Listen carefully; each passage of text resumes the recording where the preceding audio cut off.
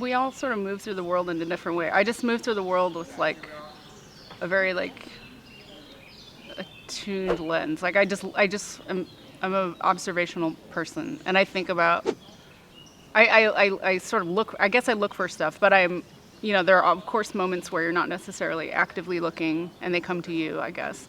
So it's like sort of like setting a trap and allowing certain things to fall into it, and then other times you're like, you have like an intuition that a particular setting or space or whatever like I look at things on the street, and I look at in the spaces I'm in studio spaces, I'm in academic spaces, I live in a city, right? Like, so there's a lot of like stuff coming.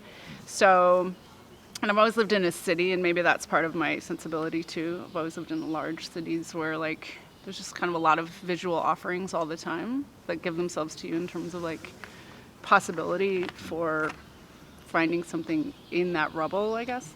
So it's a little bit of both. It's like sitting back and letting things kind of filter through, and then other times just being like, I think of it as like opening the aperture and like letting as much information in as possible. So having grown up in like a family of people who move through the world with kind of a camera at their side, or even like that becomes their gaze. Like they just are. My mom was like an artist, but also like a journalist, photojournalist, not seriously, but like for a small local paper and things like that.